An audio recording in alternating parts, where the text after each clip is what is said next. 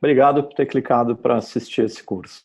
Meu nome é André Mazeron e hoje a gente vai ver um pouco sobre o tratamento de incidentes respeitando a LGPD, sob a ótica técnica. Sou membro da CESPRO, sou da atual vice-presidência da CESPRO RS e a gente tem trabalhado bem forte aí na questão de LGPD dos nossos clientes e associados também. Então, a ideia é compartilhar um pouquinho com vocês hoje sobre como lidar com a preparação para o incidente e também as ações imediatas a serem tomadas na eventualidade de um incidente de segurança que caia dentro do escopo da LGPD. Nós vamos ver um pouquinho de aspectos técnicos, vamos também ver um pouquinho de aspectos legais, porque não tem como separar as coisas. Se a gente precisa entender como é que a gente atende a LGPD, a gente tem que trazer um pouco o olhar técnico e o olhar jurídico também. E o resultado, no final disso, é deixar vocês um pouco mais cientes do que vocês precisam fazer para se preparar para incidentes de segurança que fatalmente irão acontecer, porque eles acontecem com todo tipo de organização. Vamos dar início, então, a um mini curso sobre como lidar com incidentes de dados respeitando a LGPD, sob a perspectiva tecnológica. Meu nome é André Mazeron e eu vou conduzir essa apresentação hoje. Rapidamente, eu trabalho na área de segurança já há bastante tempo, sou certificado CISP, sou sócio-diretor da Leve de Segurança da Informação, onde a gente atua para proteger os ativos de informação dos nossos clientes.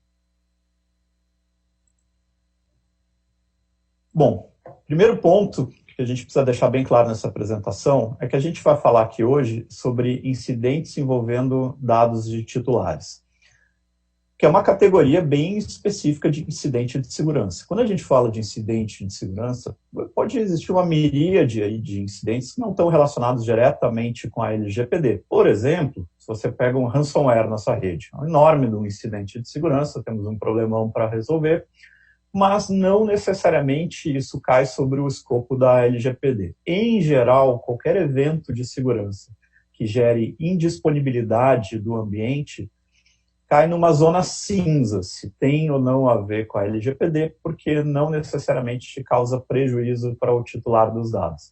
Claro que sempre você pode ser criativo e pensar em exceções aí onde o titular dos dados sofre algum tipo de prejuízo. Cai o sistema de controle de passagens aéreas do aeroporto. Não houve vazamento de dados, não houve alteração indevida dos dados, mas aquela indisponibilidade pode gerar um prejuízo significativo para o titular. Mas vamos nos focar mais nos temas vinculados a acesso indevido à informação e a vazamento de dados em si, que são as coisas mais tradicionais dentro do escopo das legislações de privacidade. Eu acho interessante também a gente caracterizar o que é um incidente. Casualmente, acabou de ser publicado no Diário Oficial da União, o glossário de termos de segurança da informação a ser utilizado pelo governo brasileiro. E lá a gente acha essa definição bem completa aí de incidente, que é o evento, ação ou omissão que tenha permitido ou possa vir a permitir acesso não autorizado, interrupção ou mudança nas operações, destruição, dano, deleção, ou mudança da informação protegida, etc., de algum ativo de informação crítica, atividade crítica com um período de tempo inferior ao tempo objetivo de recuperação. É uma definição bem completa, bem acadêmica aí de incidente. Tá? Esse glossário ele é bem interessante, eu recomendo que vocês deem uma olhada nisso, porque os termos que estão sendo usados ali vão ser os termos que provavelmente vão aparecer também nos regulamentos da ANPD e assim por diante. Então, interessante a gente está falando o mesmo idioma, usarmos o mesmo vocabulário. Bom, em relação à LGPD especificamente e a situações que podem levar uma organização a ser punida por conta da lei, basicamente a gente cai em um de dois cenários. Ou a gente tem a má utilização, o abuso dos dados pessoais, a organização não respeitou a privacidade naqueles titulares, tomou ações de tratamento nesses dados que estavam, por exemplo, em desacordo com o consentimento dado ou qualquer outra coisa do gênero. E aí não tem muita escapatória mesmo, tem que ser punida. O outro caso são as situações de vazamento acidental ou proposital, né, via ataque de hackers, etc. Isso é uma grande outra categoria que leva uma organização a parar nas manchetes dos jornais vinculados às leis de privacidade de dados. Nosso foco hoje, obviamente, é tratar o item 2. Né? O item 1, isso vocês vão ter oportunidade aí de ver em outros cursos ou nas outras palestras aí do Congresso. A LGPD aborda em vários artigos a questão da segurança e a questão do tratamento de incidentes. Então, por exemplo, ali no artigo 48, a gente tem que o controlador deverá comunicar à autoridade nacional e ao titular a ocorrência de incidente de segurança que possa acarretar risco ou dano relevante aos titulares. Você repara que a gente tem uma série de subjetividade nesse artigo. Né? O que é dano relevante? Quem é que determina se o dano é relevante ou não? Se vaza o número de celular de uma base enorme de usuários, esses usuários começam a receber ligações indevidas, tu pode dizer assim, pô, eu acho isso danoso, me senti lesado, estou sendo incomodado, etc. Para mim, enquanto titular, pode ser um dano relevante. Para outra pessoa pode não ser, a organização pode enxergar de um jeito, a NPD pode enxergar de outro. Então, a gente tem hoje, nesse momento, principalmente antes de se criar jurisprudência, a gente tem uma certa subjetividade aí na lei que a gente tem que trabalhar com ela. Mais para frente, fala ali que a autoridade nacional vai verificar a gravidade do incidente e poderá tomar algumas ações, como exigir a ampla divulgação do fato em meios de comunicação e medidas para reverter ou mitigar os efeitos do incidente. E fala ali também que no juízo de gravidade do incidente será avaliada a eventual comprovação de que foram adotadas medidas técnicas adequadas que tornem os dados pessoais afetados ininteligíveis no âmbito dos limites técnicos do seu serviço para terceiros não autorizados a acessar. Ou seja, aconteceu um vazamento de dados. A NPD vai avaliar esse vazamento de dados também, entre outras coisas, à luz de quais as medidas de segurança que foram tomadas para impedir que esse vazamento se tornasse sério. Por exemplo, o que ele quer dizer aqui com medidas técnicas adequadas que tornem os dados pessoais afetados ininteligíveis? Criptografia, por exemplo. Os dados estão encriptados, a base de dados vazou, mas não a chave de criptografia, que estava lá num servidor separado, estava lá no servidor de aplicação, que é usada para desencriptar no momento do uso dessas informações. Então, tivemos um problema, tivemos vazamento de dados, mas é possível que, por conta disso, ninguém consiga sequer acessar as informações, então diminui a gravidade do incidente. Então, esse ponto ele precisa estar bem claro na cabeça de todo mundo. Quando o incidente acontecer, vai ser punido de forma proporcional àquela falta de cuidado com a segurança que a NPD entender que você tem. E vale a pena salientar também que dificilmente a gente vai deixar de ver a ocorrência de incidentes de segurança vinculados à privacidade de dados, porque a gente sabe que hoje em dia dados pessoais têm um valor bem importante aí no mercado, né? Se negociam dados, inclusive, enquanto eu estou gravando esse vídeo, tem a notícia circulando por aí que estaria acontecendo um leilão na Deep Web de venda de dados de 92 milhões de brasileiros. Não sei se são legítimos ou não, mas só para ilustrar como a questão de dados pessoais tem valor. Se tem valor, então vai ter gente interessada em roubar aquela informação para ganho financeiro, que é disparado ano após ano a principal motivação por trás dos ataques. Um outro dado interessante, esse gráfico aí é de uma pesquisa da AIG, aquela seguradora, e ela mostra que, por exemplo, a quarta causa mais comum de acionamento de seguro vinculados a cybercrime são, aliás, a terceira e a quarta causa, né? Violação de dados por hackers e violação de dados por negligência do funcionário. Né? Então, ali 28%, né, das situações que levam a acionamento de seguro tem a ver com o vazamento de dados, seja por causa externa, seja por causa interna. E um ponto que a gente não tem como escapar é que não importa o quanto você se prepare para evitar incidentes, você ainda vai, certamente, mais cedo ou mais tarde, passar por um. Não interessa o quanto você é especialista no tema, o quanto você investiu, todo mundo está sujeito a passar por um incidente de segurança mais cedo ou mais tarde. A gente vai ter que lidar com esse fato. Né? E só reforçando de novo essa questão que tu vai ser responsabilizado, independente se a origem desse incidente ela foi interna ou externa, se foi proposital ou acidental, a responsabilidade continua sendo da organização disso tudo. E, como diz aquele ditado, prevenir é muito melhor que remediar. Então, antes da gente entrar nas ações propriamente ditas que a gente vai tomar em caso de incidente, vamos dar um passo para trás e olhar a questão de prevenção.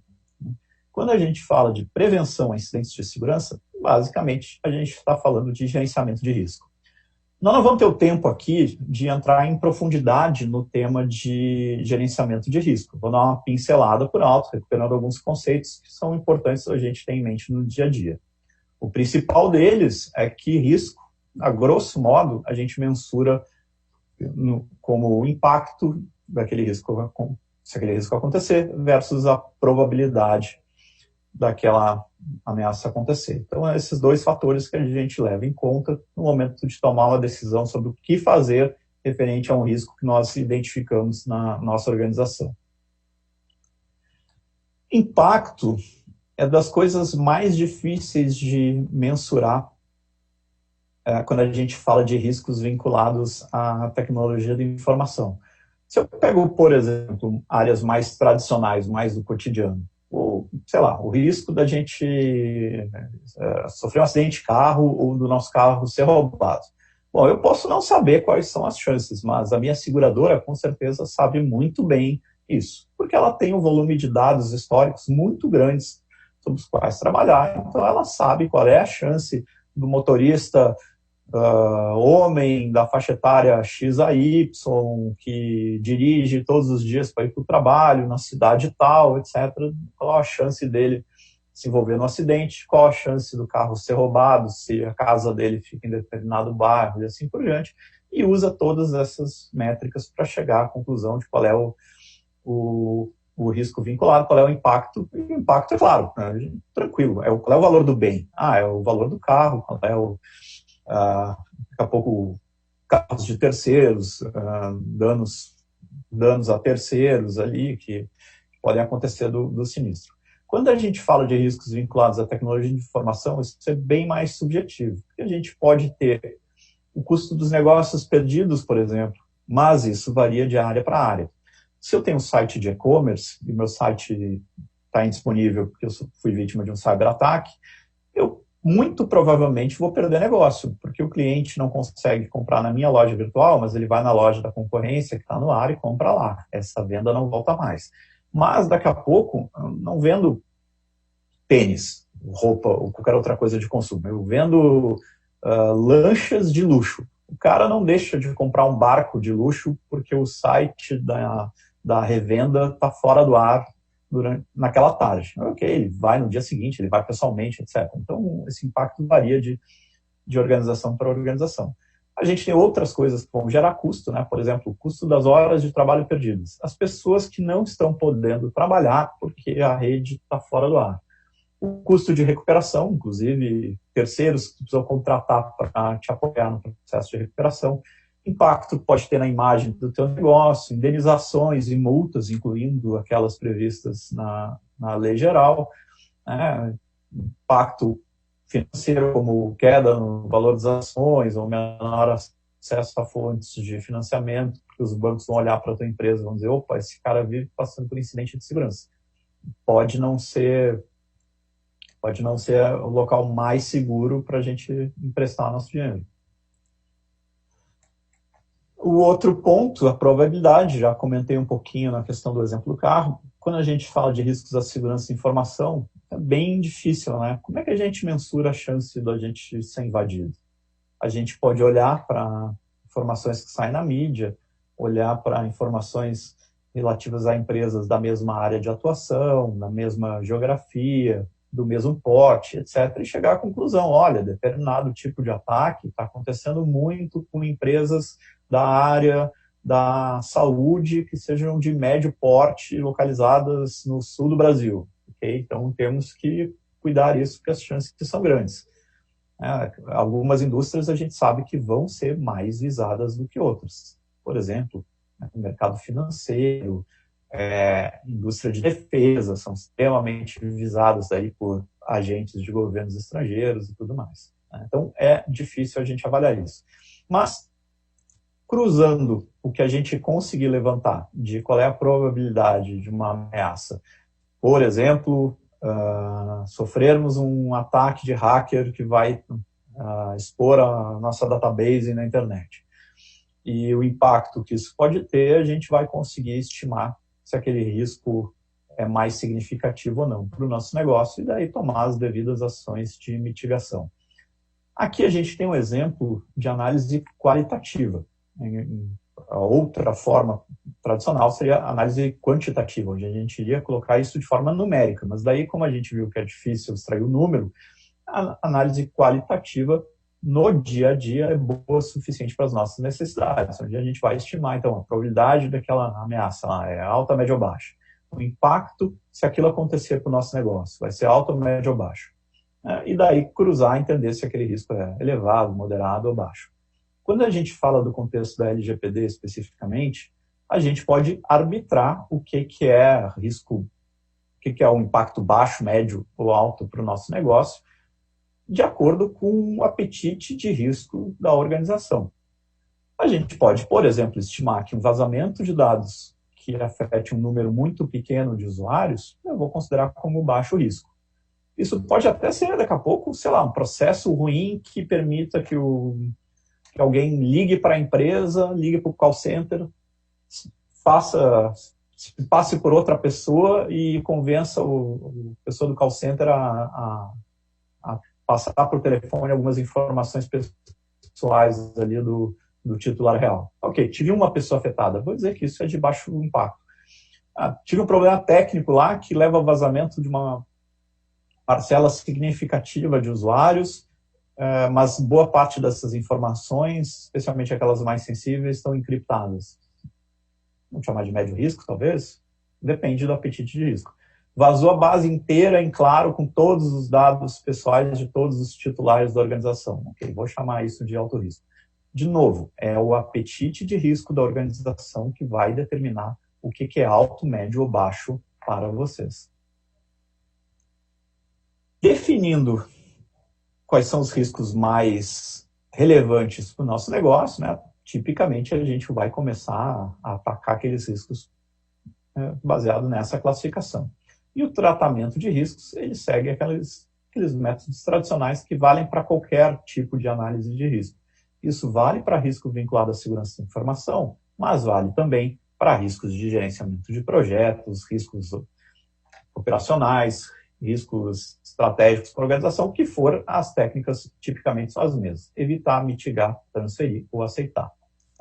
Evitar, eu elimino, em geral, tem que ser 100%, senão não estou evitando, né, o risco, tratando ou a probabilidade ou seu impacto. Daqui a pouco eu chego à conclusão que eu tenho o risco de vazamento de dados vinculado a um sistema legado que ainda está no ar, porque tem um ou outro usuário que eventualmente consulta isso. Aí vamos chegar para os usuários e dizer, olha, acabou esse sistema legado, ele está fora do ar há 5 anos, nós vamos desabilitar esse cara e tira esse sistema do ar. Ok, legal, eliminamos o risco. Mitigação, qualquer medida que ajude a diminuir ou o impacto ou a probabilidade daquele risco acontecer. Transferência é pegar o impacto daquele risco e transferir isso para um terceiro. Por exemplo, a contratação de um seguro vinculado a incidentes de segurança da informação é a transferência. Você está pegando o custo gerado por aquilo e jogando para a seguradora. E a última estratégia é aceitar o risco. Aceitar o risco significa dizer, ok, dentro da nossa avaliação de apetite de risco, a gente aceita conviver com esse risco. É muito melhor você ter um risco que você sabe que ele existe e aceita conviver com ele, do que daqui a pouco você está sujeito a um determinado risco e nem saber que aquilo existe, né? Pelo menos você sabendo que aquele risco existe, você pode tomar ações melhores no caso de aquele risco vir a se manifestar e você ter que tratar um incidente. O outro ponto que tem que ser bem importante na nossa estratégia de prevenção é a gente ter os devidos logs e registros do que está acontecendo no nosso ambiente. Como está colocado ali, não é que os logs vão prevenir o incidente, de forma alguma, mas eles vão ser fundamentais para a gente entender o que aconteceu e conseguir ter aprendizado com isso. Inclusive para entender qual o escopo. A gente sabe que daqui a pouco entrou um hacker no ambiente, mas o que ele teve acesso? Que tipo de informação? Que volume de dados? Ele conseguiu tirar esses dados para fora ou não? Se a gente não tem log do que está acontecendo no nosso ambiente, a gente está às cegas nesse momento. Então, dentro da medida do possível, para tudo que é aplicação, sistema que permitir gerar um evento de log, logar que der, logon, logoff, IP do usuário, acesso e modificação a informações de dados pessoais, alteração de permissões, assim por diante. Reparem que no momento que eu estou registrando algumas dessas informações, eu estou gerando também dados identificáveis ali dentro do contexto da LGPD. Então, a gente precisa tratar isso dentro das políticas de privacidade da organização. Olha, inclusive para os usuários internos, Olha, no momento que tu acessa esse sistema aqui, eu vou registrar determinadas coisas, como o que tu está fazendo dentro dele, que hora tu entrou, que hora tu saiu, assim por diante. Uma outra ferramenta muito importante dentro da nossa estratégia de tratamento de incidentes é o DPIA. DPIA, a sigla em inglês para o Relatório de Impacto à Proteção de Dados Pessoais. Se a gente olha lá na LGPD, está lá na introdução que o DPIA é a documentação do controlador que contém a descrição dos processos de tratamento de dados pessoais que podem gerar riscos às liberdades civis e aos direitos fundamentais, bem como medidas, salvaguardas e mecanismos de mitigação de risco. Mais para frente, no artigo 38, fala lá que a autoridade nacional poderá determinar ao controlador que elabore relatórios de impacto à proteção de dados pessoais, inclusive dados sensíveis, referentes às operações de tratamento de dados, nos termos de regulamento, observados segredos comercial e industrial. Por que eu marquei ali nos termos do regulamento? Porque a gente sabe que a gente ainda não tem a regulamentação da LGPD. Então, a gente sabe que o DPIA ele pode vir a ser exigido pela ANPD no caso de incidente, ou a qualquer momento, pelo que diz a lei, eles estão livres de, a qualquer momento, solicitar para a organização o DPIA, mas qual o formato específico e os prazos para a organização entregar isso para a ANPD, a gente só vai ter isso a partir da regulamentação da lei. Fazendo um paralelo com a GDPR e olhando o que a GDPR nos fala sobre o DPIA, na GDPR, a GDPR coloca lá que o DPIA é requerido quando o processamento de dados tem grandes chances de resultar em alto risco para os direitos e liberdades das pessoas naturais. E que ele deve ser realizado antes do processamento, ou seja, o DPIA, esse relatório, ele já tem que estar pronto antes de você fazer o tratamento de dados pessoais. E ele é requerido quando a gente fala de alto risco para direitos e liberdades das pessoas naturais. Uma outra leitura para isso, você faz o tratamento de dados pessoais sensíveis, você vai ter que fazer o DPIA e ter ele lá guardadinho para quando ele vier a ser solicitado. O detalhe é o seguinte, esse documento ele não é um documento estático que você faz uma vez na vida e nunca mais precisa mexer nele. Como uma organização ela vive num mundo dinâmico, seus processos de negócio e processos de tratamento de dados, portanto, também estão dinâmicos, significa que de tempos em tempos a gente vai ter que versionar o nosso DPIA e ver se os tratamentos de dados mudaram, se os dados que a gente coleta e trata mudaram também, se os controles de segurança que a gente implementou mudaram e assim por diante. Tem aí mais abaixo alguns locais onde a gente pode buscar templates de relatórios. Então, no site da entidade que promove a implementação de GDPR para a comunidade europeia, o site oficial de divulgação da iniciativa do GDPR, a gente tem lá um link que é um template em inglês de como fazer o DPIR. Se vocês baixarem esse documento, a gente pode até abrir ele rapidinho aqui.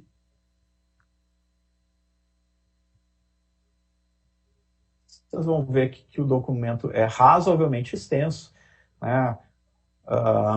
E razoavelmente complexo de ser preenchido, né? A natureza do processamento, como você coleta, usa, armazena ou deleta dados, o escopo do processamento, qual a natureza dos dados, contexto do processamento, qual a natureza do teu relacionamento com os indivíduos e assim por diante, né? Então, um documento bem xarope de preencher, que não vai ser da noite para o dia que vocês vão ter isso pronto. Outras duas fontes de documentos similares, não exatamente voltados para GDPR ou para LGPD, mas que também estão vinculados à privacidade de dados pessoais, né? A ISO 29134 e o NIST também tem um template de PIA, que é o nome que eles dão para o Privacy Impact Assessment, que a gente pode usar como template para a nossa organização. Talvez a NPD venha a lançar um modelo dela, ou enfim, mas a gente vai ter que aguardar. Vamos, então, finalmente, para a questão de tratamento do incidente em si. A gente já tomou as medidas preventivas que nós achávamos adequadas e aconteceu o incidente.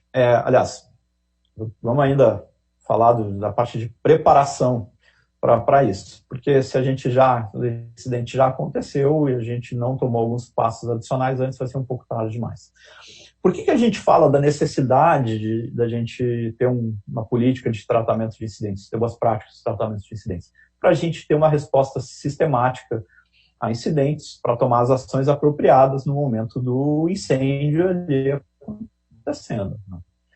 Ajuda a minimizar a perda ou roubo de informação e a minimizar a interrupção de serviços, permite o aprendizado do incidente, a gente salva essas informações para prevenir incidentes futuros ou melhorar as respostas, né? E também prepara a organização para lidar melhor com os eventuais aspectos legais que possam ser advindos aí de um incidente. Isso nasce através de um documento chamado Política de Tratamento de Incidentes, que é um documento auxiliar da nossa política de segurança. A política de segurança é um documento macro, que depois tem uma série de políticas acessórias ali embaixo, política de recuperação de desastre, assim por diante. A gente pode pensar na nossa política de segurança da informação como a Constituição, e depois a gente vai ter, sei lá, um Código de Processo Penal e assim por diante, né? Então, a política de tratamento de incidentes é um documento acessório à política de segurança da informação, segue mais ou menos o mesmo estilo de construção, porque ela estabelece o compromisso da alta administração com a questão do tratamento de incidentes, qual é o escopo, ela define quais são os papéis, quem são os responsáveis pela execução daquela política, e ela traz orientações e informações gerais, inclusive métodos de escalonamento e tudo mais, né? Pô, aconteceu um incidente, para quem que a gente liga, né? Vamos ligar para o sysadmin ou vamos ligar para o presidente da empresa ou o quê, né? Então, todas as informações vão constar da política de tratamento de incidentes.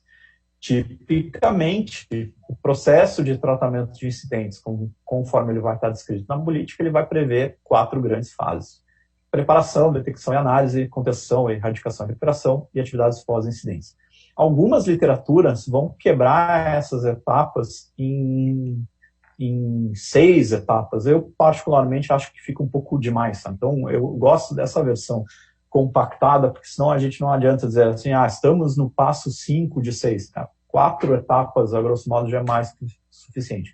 Preparação, formar e treinar a nossa equipe que vai ser responsável por dar resposta aos incidentes, definição dos processos, os canais de comunicação, colocar os controles de segurança preventivos. Detecção e análise é quando ocorre um incidente, ou quando a gente suspeita que aconteceu um incidente, então a gente está monitorando o ambiente, a gente detectou determinados eventos ali que nos levam a crer que aconteceu um incidente. Daí a gente já, né, aperta o botão de pânico ali e começa a acionar a estrutura de resposta ao incidente, né, com a comunicação aos envolvidos de forma imediata. Vamos ligar para o CIO, vamos ligar para o CEO, vamos ligar para o jurídico, enfim. Né. Dentro do contexto da LGPD, esse momento aqui é onde a gente vai estabelecer o corte de dizer, bom, esse incidente afetou dados pessoais que podem levar a prejuízo dos titulares e, portanto, isso está contido dentro do escopo da LGPD ou não? Bom, não está contido no escopo da LGPD. Tudo bem, então deixa o DPO dormindo. Entendemos que houve impacto ali para os dados pessoais, ou alteração indevida, ou vazamento, ou seja lá o que for, envolve o DPO nisso, até porque, como vocês devem ter visto na LGPD, quem faz a ponte entre a organização e a NPD, entre o titular dos dados, é a figura do DPO. O próximo passo é a gente conter o incidente. Aqui a gente apenas começou a descobrir que nós tivemos incidente. No próximo passo, a gente vai ter que tratar de contenção, erradicação e recuperação. Se a gente está falando de um ataque de ransomware, por exemplo, como é que a gente impede a continuidade da propagação disso na rede? A gente vai ter que tomar determinadas ações, como, por exemplo, eu vou ter que tirar servidores do ar, tirar equipamentos do ar para, por exemplo, preservar os vestígios digitais que eu vou usar na investigação, na coleta de evidências, etc. E a parte de recuperação em si, né? Voltar a backup do ambiente afetado, assim por diante. Nas atividades pós-incidente, entram aquelas comunicações com as partes menos urgentes. Aqui, a gente vai ver que tem casos... a gente vai ter que refletir um pouquinho sobre como é que isso vai acontecer na prática. Comunicar ao titular dos dados é menos urgente? Comunicar a NPD é menos urgente? Provavelmente sim, porque se a gente está nessa etapa aqui, ou nessas etapas aqui, vamos imaginar o seguinte, cara, a gente descobriu que tem um hacker que instalou um software lá que está monitorando tudo que acontece no ambiente, está roubando dados pessoais. É muito mais importante nesse momento parar esse ataque, consertar isso, recuperar a operação da empresa, do que necessariamente entrar em contato com os usuários. Porque pode ser que nesse momento você nem saiba o que dizer para eles ou o que dizer para a NPD. Se você está coletando as evidências aqui, é nessa etapa aqui que você vai ter o total entendimento de quantos titulares foram afetados, que dados que foram afetados e assim por diante, para conseguir estabelecer uma estratégia de entrar em contato com eles e de reportar isso para a NPD. Final desse processo vem a parte de lições aprendidas do incidente. Vale a pena reforçar o ponto de que a resposta ao incidente ela vai ter que envolver a comunicação com várias áreas mais imediatas ali, algumas internas, outras externas. Por exemplo, né, jurídico, a área de TI, os fabricantes, o pessoal que dá suporte à sua organização.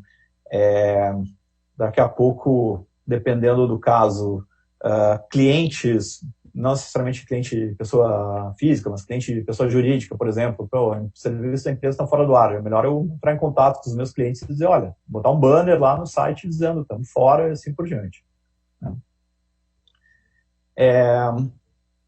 Essa comunicação, ela pode envolver também órgãos policiais.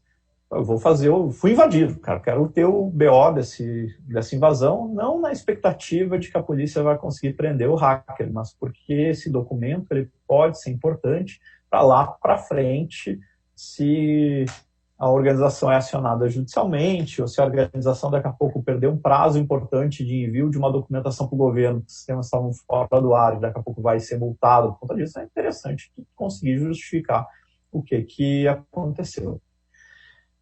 2 pontos importantes aqui. Primeiro, Quando a gente estiver falando também de contato com a imprensa, isso vai depender da área de atuação da organização, a pessoa responsável por falar com a imprensa, ela é altamente desejável que ela tenha feito previamente um media training, né? Só aqueles treinamentos para aprender a como lidar com a imprensa, como conseguir conversar com o jornalista para você conseguir passar o recado que a organização quer que chegue lá na ponta. Né? Se tu pega uma pessoa que é verde nisso, coloca ela para conversar com um jornalista mais experiente, daqui a pouco ela acaba, sei lá, passando informações que naquele momento deveriam ser só de uso interno. O outro ponto é que, né, qual o prazo para comunicação com a NPD, isso ainda não foi definido, isso vai vir na regulamentação.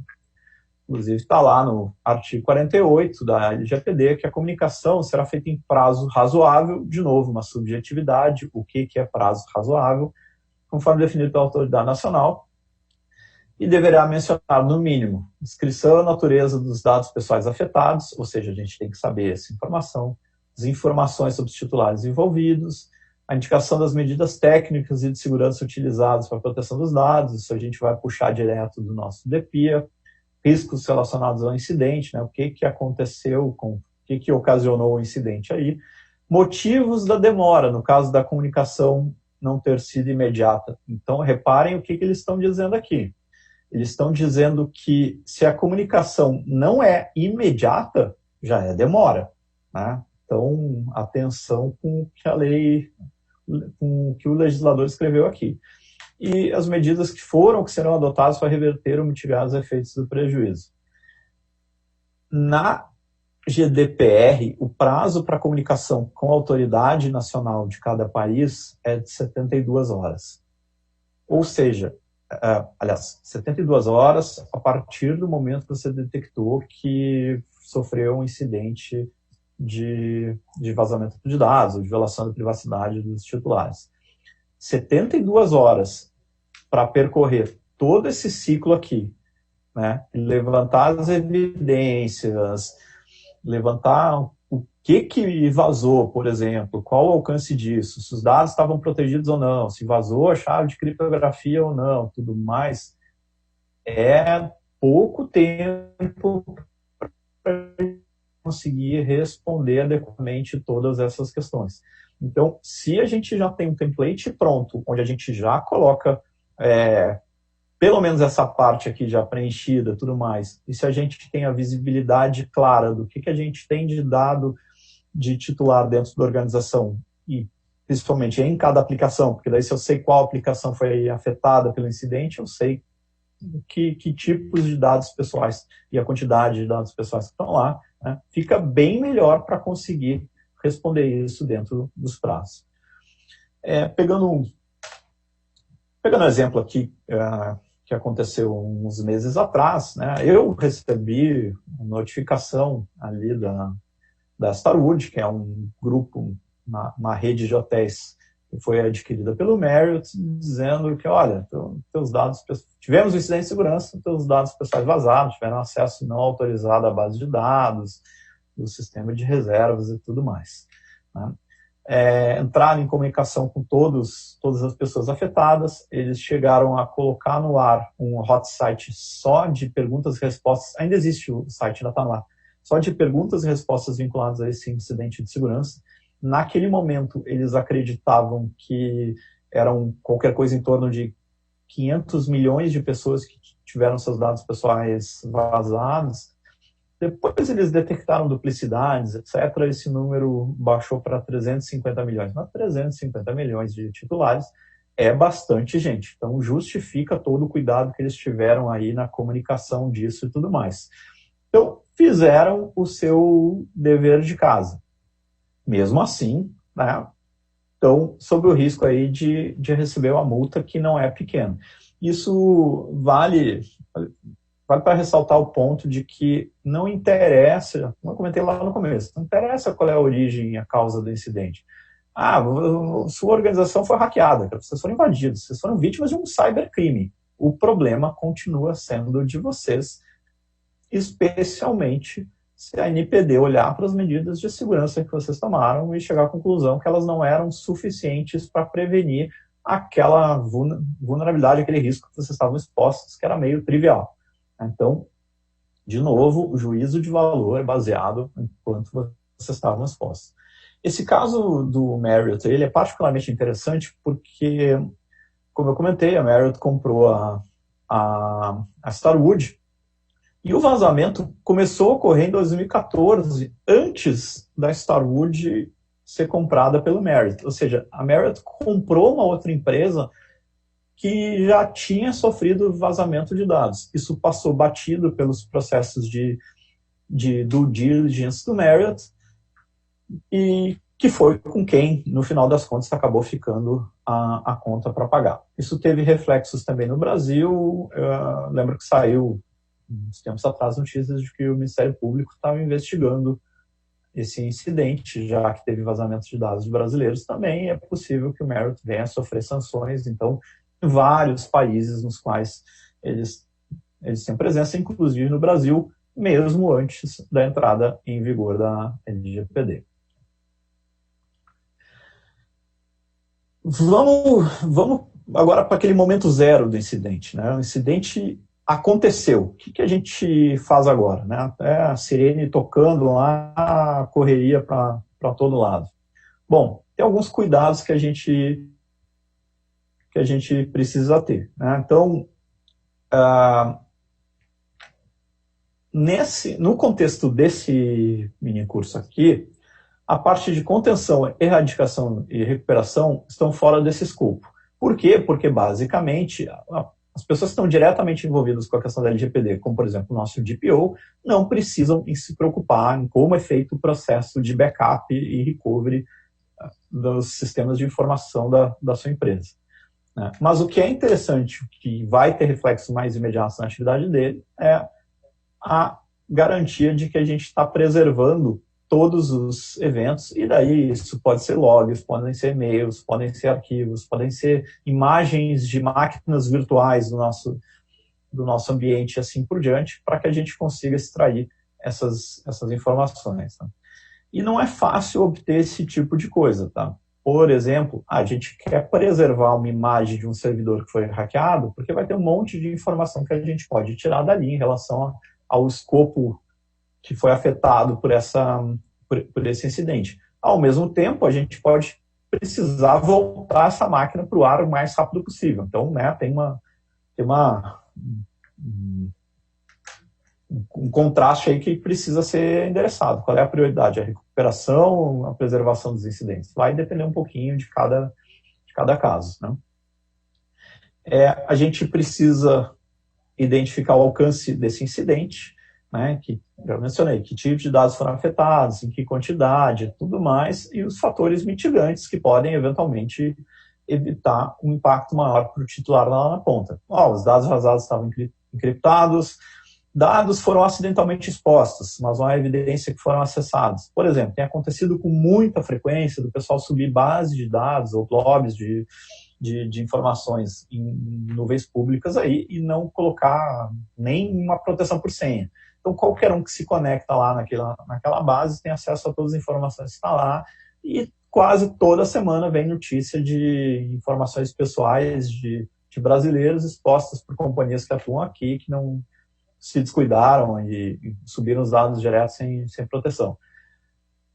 Ok, temos um problema. Entretanto, só pelo fato de ter subido a base de dados sem proteção na internet, não significa necessariamente que alguém tenha descoberto isso antes, esses dados já tenham vazado. Então, a gente tem um fator mitigante aí que a gente pode tentar justificar, que é, olha, realmente os dados estão expostos, mas eu estou olhando os logs aqui e todos os acessos a essa base vieram a partir dos endereços IP da minha organização. Então, eu não tenho motivos para acreditar que um terceiro não autorizado teve acesso a essas informações. Na continuidade da resposta, né, vamos precisar pegar o nosso DPIA mais recente dele à mão e vamos acionar nosso plano de comunicação conforme ele está lá na nossa política de tratamento de incidentes. Outro ponto bem importante que tem a ver com a resposta a incidentes é a gente cuidar da cadeia de custódia, especialmente para lidar com os aspectos legais que são advindos desse incidente.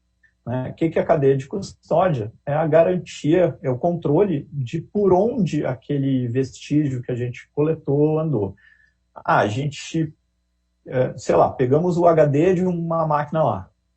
Onde esse HD rolou? Quem é que teve acesso a ele? Cada pessoa que tiver acesso a isso, o técnico que está olhando esse negócio, a empresa de recuperação para quem a gente mandou esse HD para tentar recuperar os dados, tudo mais, todo mundo vai ter que deixar o registro de quando pegou, quando devolveu esse equipamento, que motivo e tudo mais. Quando a gente fala de informações digitais, a gente, em geral, ainda vai pegar também o hash dessas informações para mostrar que a nossa evidência não foi alterada em nenhum momento, para que a gente possa, lá na frente, se isso vira, por exemplo, um inquérito policial, um processo na justiça, ou coisa assim, a gente conseguir comprovar que aquela evidência que nós temos, ela é sólida.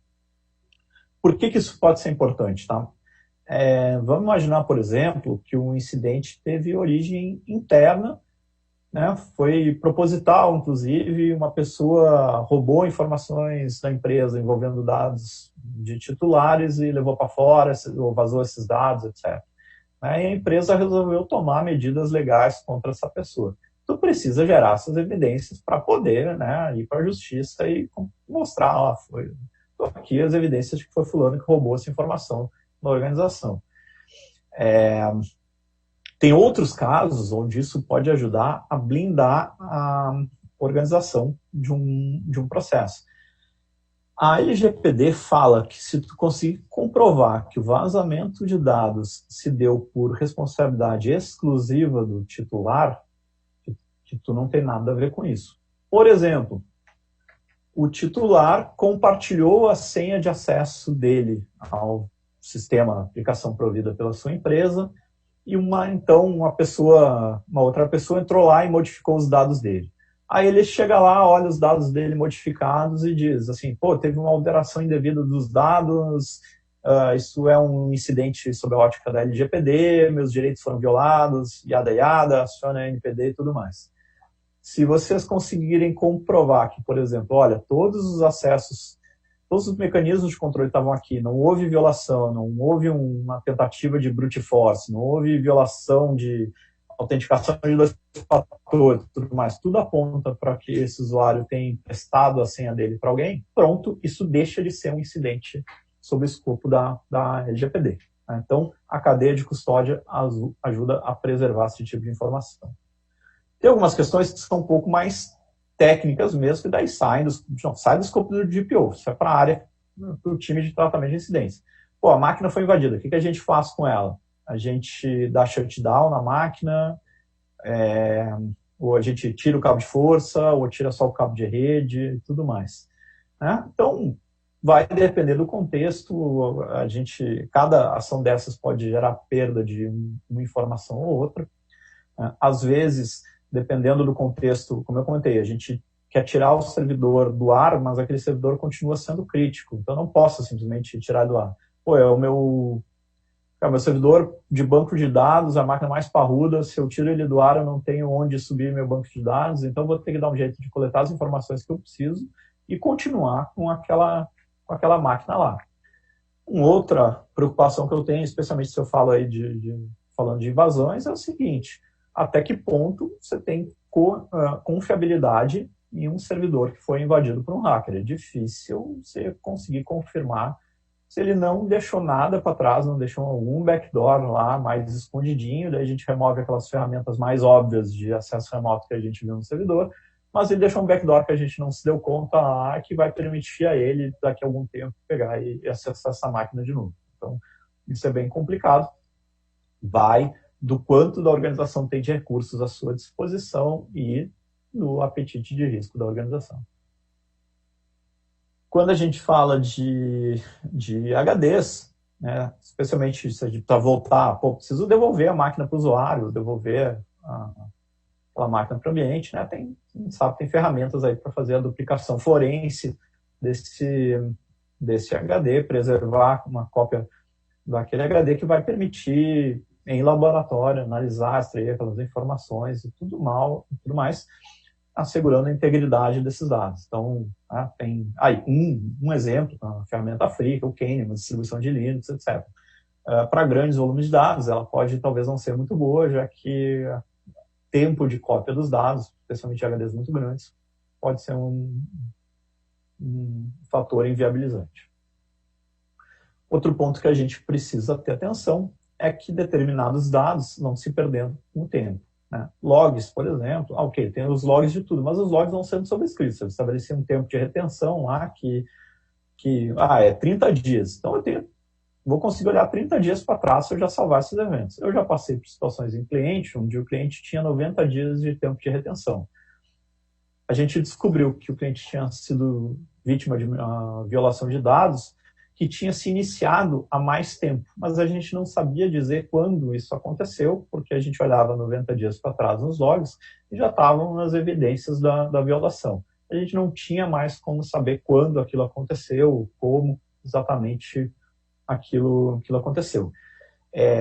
Eu já vi casos também onde, por conta de um incidente de segurança, de violação de dados, a gente precisava recuperar os logs lá e o cliente jamais tinha mexido nas configurações padrão do servidor. Tinha pegado o servidor com as configurações padrão do fabricante, colocado ele no ar lá e deu. Aí o que acontecia? Todos os logs de evento de logon, aquela máquina lá, a gente tinha no máximo umas 4 horas para trás. A gente já não conseguia ver as informações do turno de trabalho anterior, que dirá então do dia anterior, da semana anterior. Então, a gente precisa preparar o ambiente adequadamente para ter a retenção dos logs que a gente entende que é necessário, lidando também com coisas como performance, com espaço de armazenamento e tudo mais. E tão logo aconteceu o incidente, a gente precisa baixar tudo isso para um local seguro para preservar essas informações para poder analisar com calma. Um último ponto aí, pessoal, é o seguinte. A gente sabe que no contexto da LGPD, a gente tem a figura do controlador e do operador. Né? O controlador é aquele que toma a decisão de tratamento de dados, o operador é aquele que faz tratamento de dados de acordo com os critérios estabelecidos pelo controlador. Quando a gente fala de empresas de tecnologia, por exemplo, isso pode ser, o controlador é a empresa que tem a relação direta lá com o titular, o operador é o cara que tem a aplicação SaaS que trata dados pessoais lá que o controlador contratou para utilizar. Né? Vamos imaginar que um incidente de vazamento de dados, eu falo muito de vazamento de dados, mas qualquer incidente que afete aí dados pessoais dentro do escopo da LGPD. Vamos imaginar que esse incidente aconteceu no operador. Quem faz o contato com o titular e a NPD? A responsabilidade de fazer esse contato, conforme manda a lei, é do controlador. Então, é responsabilidade do operador comunicar ao controlador e ao controlador que vai, então, entrar em contato com o titular e com a NPD. Né? Então, pelo menos o operador não vai ter essa responsabilidade aí de entrar em contato direto com os titulares. Seria até estranho, né? Imagina assim, eu não conheço todos os prestadores de serviço, terceiros, fornecedores, etc., daquelas empresas com as quais eu tenho relação. Aí eu recebo um comunicado de uma empresa que eu nunca vi na vida, dizer, opa, a gente é a empresa de e-mail marketing que atende aquela empresa lá com quem você tem um contrato, seus dados vazados. Pô, é muito complexo, né? É até suspeito receber esse tipo de contato. Então, o operador comunica ao controlador, o controlador entra em contato com o titular, com a NPD. E por fim, pessoal, olho na regulamentação. Muito do que vai impactar o dia a dia da prevenção e tratamento de incidentes sob a ótica da LGPD vai vir somente na regulamentação a ser gerada pela NPD. Né? Então, assim, lá que vão estar os prazos, que informações vão ter que ser repassadas, qual o meio de comunicar essas informações e assim por diante. Então, ao longo dos próximos meses, até agosto do ano que vem mesmo, depois disso, porque a gente sabe que em agosto a gente não vai ter tudo da regulamentação no ar, é acompanhar o que está acontecendo para ver as normativas que a NPD vai estar divulgando. Pessoal, era isso. Obrigado por terem assistido a esse mini curso e estou à disposição para qualquer dúvida adicional que vocês tenham. Um abraço.